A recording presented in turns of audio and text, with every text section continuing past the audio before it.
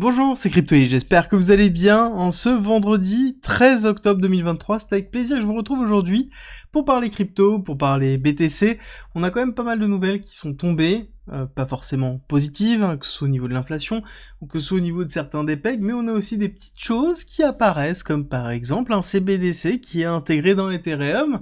Ça vous parle pas, vous inquiétez pas, on va en discuter maintenant et on va analyser les cours. Ça commence tout de suite.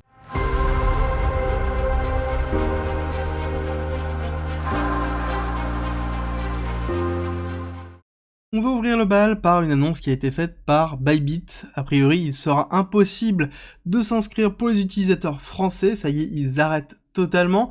Et à partir du 20 octobre, et il faut savoir que dans 1 ou 2 mois, certainement, on aura une annonce, ou pour la fin d'année ou début d'année prochaine, une annonce disant que les utilisateurs français ne pourront plus utiliser la plateforme, et donc ils couperont tout simplement les comptes. Ça, il faut pas en douter, c'est quelque chose qu'on a déjà vu sur plusieurs autres plateformes.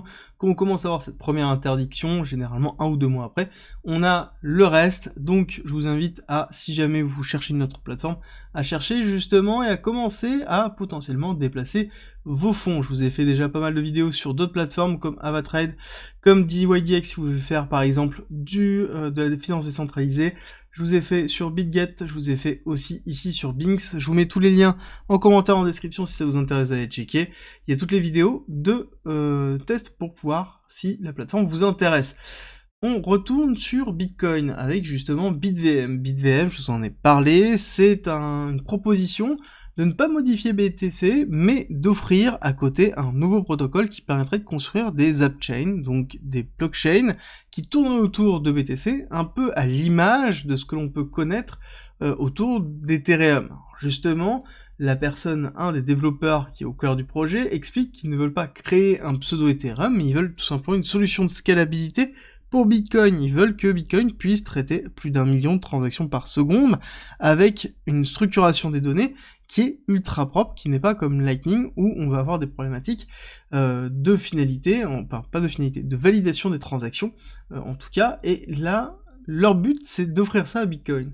Mais à ce moment-là, est-ce que Bitcoin a vraiment en fait l'intérêt d'être ça? Ça c'est la grande question qui est en train d'être posée clairement à la communauté, et je pense qu'il va falloir suivre vraiment ce qui est en train de se passer, parce qu'on pourrait très bien avoir une scission de la communauté dessus, avec vraiment soit un rejet, soit une acceptation, et je pense qu'il y a potentiellement un avenir dans Bitcoin, que ce soit sous une forme de pseudo-Ethereum, que ce soit dans une forme de récupération de valeur, l'un ou l'autre, en fait, Bitcoin existera. La question est, est-ce qu'on a envie d'avoir un Bitcoin qui va être justement un support pour la finance décentralisée, avec tout ce qui peut se passer, et clairement, je peux vous dire que les BTC maximalistes, ce n'est absolument pas ce qu'ils souhaitent. On attaque et on continue avec l'USDR, donc qui est un stablecoin qui a des pegs. Alors stablecoin qui était pourtant intéressant parce que le principe était justement d'être adossé à de l'immobilier et d'autres assets qui étaient digitaux pour pouvoir assurer son peg, donc c'est une forme de collatéralisation avec justement un ensemble d'actifs, et on voit qu'on a eu un gros dépeg. Quand je dis un gros dépeg, c'est qu'on a perdu quand même 45%, ce qui est juste énorme, alors que les assets sont bien présents, et justement les émetteurs de ce stablecoin ont promis d'améliorer la stabilité et surtout la collatéralisation, parce que là actuellement il reste 85% de collatéralisation, donc c'est pour ça qu'on a une chute. Ça veut dire que actuellement on pourrait remonter en collatéralisant avec seulement 87%, donc on aurait dans tous les cas un dépeg des 1$. C'est intéressant l'explication qu'ils ont donnée, pourquoi ils ont retiré les DAI de la trésorerie. Ça n'empêche que on voit très bien que les stablecoins classiques, qui soient algorithmiques ou non, mais qui sont adossés à certains types d'assets, ont toujours des risques, donc on fait toujours très attention sur ces éléments-là. Malheureusement, la forme de décentralisation des stablecoins, on est quand même très loin. Alors, la petite news qui, moi, m'a fait beaucoup sourire, et je vais vous inviter à réfléchir à cette nouvelle-là, dans le sens où on a Mastercard qui est en train de tester un CBDC sur Ethereum. Je redis, Mastercard est en train de tester un CBDC sur Ethereum. Alors, imaginez un monde dans lequel les CBDC seraient intégrés à travers des partenaires comme Mastercard, comme Visa, sur, justement, une blockchain qui est publique. Est-ce que ce serait envisageable pour vous? Est-ce que ce serait logique pour vous d'avoir ça? Ou est-ce que les CBDC doivent avoir leur propre token, enfin leur propre blockchain, pour pouvoir émettre leur propre token. C'est vraiment important, je pense, comme discussion, parce que en fait, on voit toujours les CBDC comme étant quelque chose qui est à part, quelque chose qui doit être contrôlé, qui doit ne pas être instancié sur une autre blockchain que la blockchain privée. Et je trouve que c'est dommage cette réflexion-là. On a certains acteurs, comme par exemple Ripple, qui se sont spécialisés dans justement la construction de CBDC avec leur technologie. Bon, par contre, les CBDC ne sont pas sur un réseau public, ils vont dupliquer une partie de leur réseau pour construire l'infrastructure nécessaire pour utiliser les CBDC, mais pourquoi pas utiliser l'infrastructure publique ou une infrastructure du style les chaînes, les app chains qui vont être disponibles sur Polygon, donc dans lequel on peut développer directement une app chain qui va être par exemple privée pour pouvoir construire le CBDC. Ça pourrait être intéressant de voir comment ça peut évoluer. En tout cas, la news m'a fait sourire. Dites-moi ce que vous en pensez en commentaire. Et calendrier, nous avons eu donc l'IPC. L'IPC qui est revenu au-dessus. On est allé retoucher le précédent. Le prévisionnel était à 3,6. On avait une volonté d'avoir une continuité de la baisse, ne serait-ce que minime. Ce n'est pas le cas. On est dans une stabilisation, donc on n'a pas d'augmentation de l'inflation, mais on est dans une stabilisation. Et quand on rentre un petit peu dans le détail et qu'on regarde ce qu'il en ressort, il y a quelque chose qui est intéressant. Je vous résume, on considère que l'inflation a été faite pendant de nombreuses années parce que les pays qui étaient industrialisés ont délocalisé leur production dans des pays à faible coût. Et que c'est en train de changer parce qu'il y a une volonté, avec notamment l'apparition et le renforcement des BRICS sur la partie géopolitique, d'avoir une forme d'indépendance de production, donc sous-entendu on va augmenter les coûts de production en ramenant la production sur le territoire européen et par exemple aux États-Unis, et donc forcément ça sous-entend qu'on aura une augmentation haute. Là on est en train de vous préparer un petit speech pour nous dire, bon vous inquiétez pas, en fait on va pas aller à 2%, on va aller à 3% ou 3,5% parce que on produit chez nous et donc c'est normal.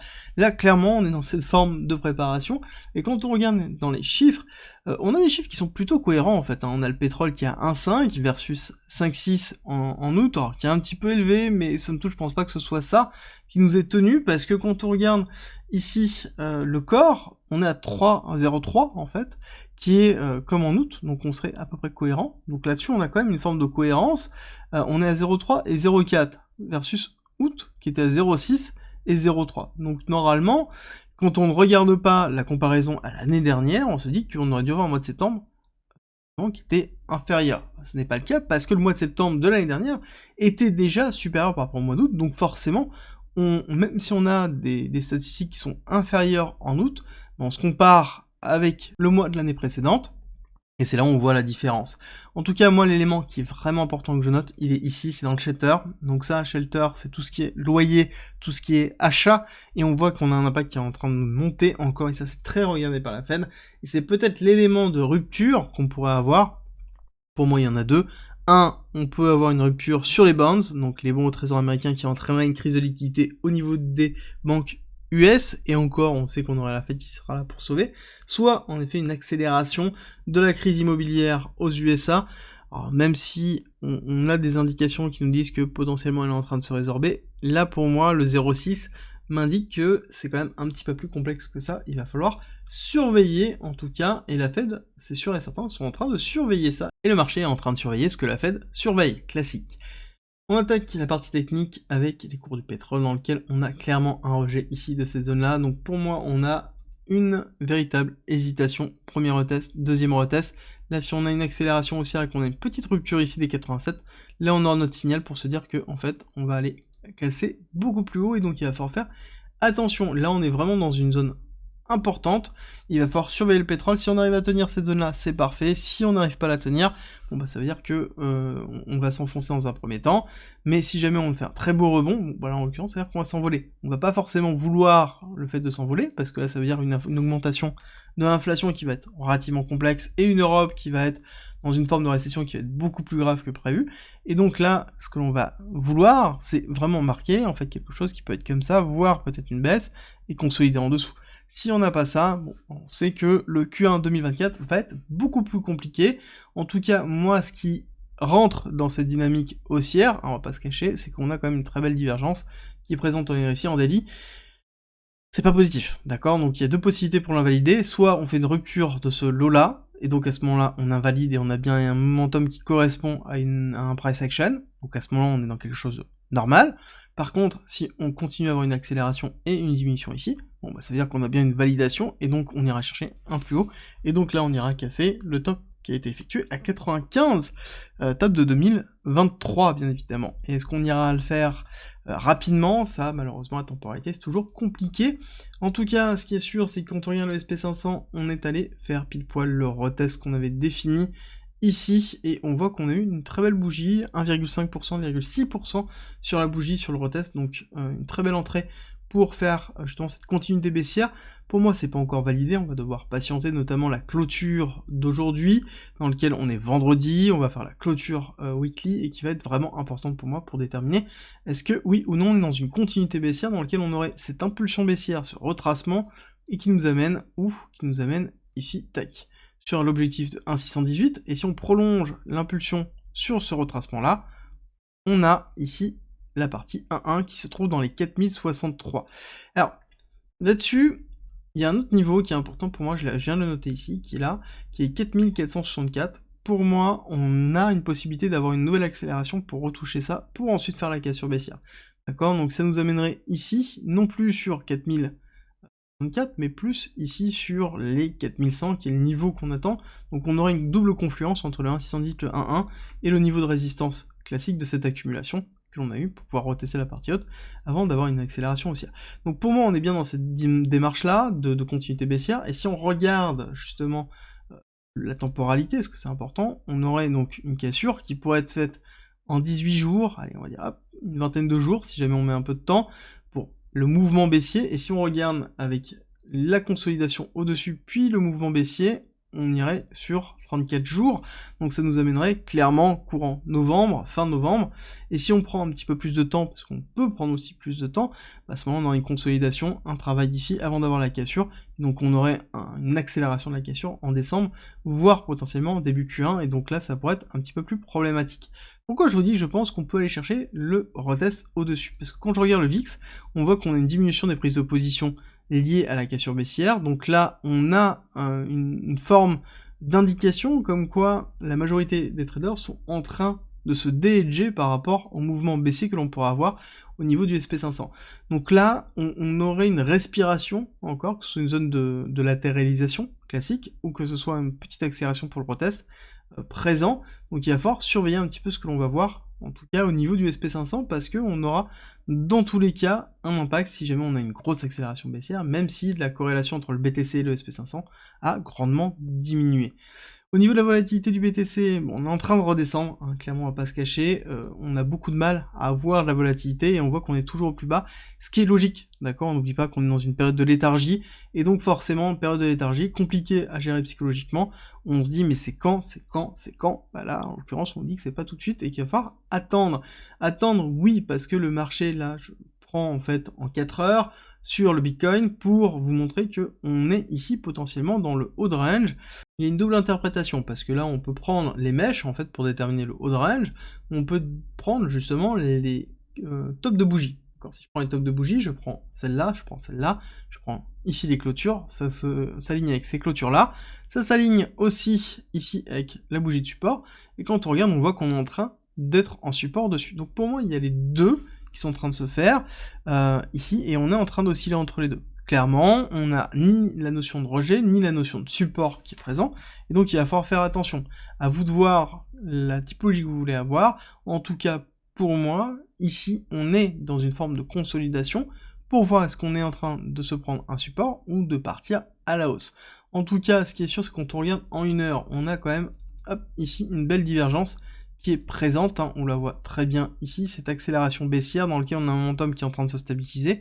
Donc on pourrait avoir un signe de prémisse de retournement, signe qu'on voit aussi ici, on voit très bien cette petite accumulation au niveau du RSI, donc c'est exactement ce que je vous ai expliqué suite à cette prise de liquidité. Je vous ai dit qu'on allait s'enfoncer, et que si on allait s'enfoncer, on allait potentiellement racheter ce bas-là pour consolider les shorts, pour aller faire un short squeeze par la suite. La question est, est-ce qu'on va le faire maintenant, ou est-ce qu'on va aller chercher des liquidités plus basses? Quand on regarde l'order flow, clairement on voit qu'on a une petite inflexion, on est en train de remonter, mais c'est encore vraiment faible, on n'a pas de prise de décision du marché, donc pour moi on n'est pas encore assez bas, on doit continuer assez bas. Et c'est exactement ce qu'on est en train de voir sur le cluster de liquidité de CoinGlass, avec ici un appel de prix en dessous des 26 500, premier bloc, deuxième bloc, et ça correspond à quoi? Bon, ça correspond à des niveaux clés. Si on retourne ici, on voit qu'on a bien les 26 000 comme niveau clé, et on voit qu'on va recombler en fait cette partie-là au niveau des 25 500, dans lequel on irait récupérer toute la liquidité qui en attend. Donc ça sous-entend qu'on fait sauter ça. Donc pour moi, j'ai deux possibilités, soit dans une continuité baissière bien évidemment, soit on se fait rejeter, on va chercher ici le 1,618, on accélère, après on fait un gros short squeeze. Pourquoi short squeeze? Parce que on a de la liquidité, hein, Kingfisher nous montre qu'on a quand même beaucoup de liquidité qui est en train de se construire, qui se voit pas forcément ici, mais qui est en train de se construire, hein. Je veux dire, on est en un mois, donc si on regarde en fait la liquidité là, avec une vision peut-être en 3 jours, vous allez voir que c'est quand même totalement différent. On voit bien les clusters de liquidité qui sont présents ici, et je pense que ce n'est pas suffisant, il faut qu'on aille chercher encore plus bas pour renforcer cette liquidité là, pour ensuite aller la casser, la chercher. Donc ça c'est première idée. Deuxième idée, on va chercher plus bas, on va chercher ici à 25 500, chercher une accumulation pour ensuite repartir à la hausse. Ça c'est valable uniquement si ici on arrive à tenir ce niveau là, et donc derrière que j'ai une pattern par exemple de continuité de rejet, où on a une rupture ici de ce lot là, retest par exemple, et là j'aurai un signal pour me dire ok j'ai une rupture baissière, je casse, je reteste, j'ai un rejet, et donc là je peux jouer le rejet pour faire une continuité baissière pour aller chercher les niveaux en dessous avec une position qui est relativement safe sur ces zones là. Par contre si on a à l'inverse quelque chose qui va se mettre en place de cette façon là, avec une rupture, un retest de cette partie là, bon bah là on aura un signal pour se dire qu'on va en faire le short squeeze en fait beaucoup plus rapidement que prévu. Après, on n'oublie pas, on est vendredi, donc quelle est la probabilité d'avoir un mouvement très fort le vendredi? Je pense qu'il est relativement faible. Comme d'habitude, il y a de grandes chances de se retrouver dans quelque chose qui ressemble à ça, donc une zone de compression de liquidité, pour ensuite avoir le mouvement soit dimanche soir, soit lundi, directement avec le marché asiatique. J'espère que cette vidéo vous a plu. Si c'est le cas, n'oubliez pas de me laisser un like et un commentaire, ça me fait toujours très plaisir. Et nous, on se retrouve à 13h30 pour parler de CRV, la crypto de Curve.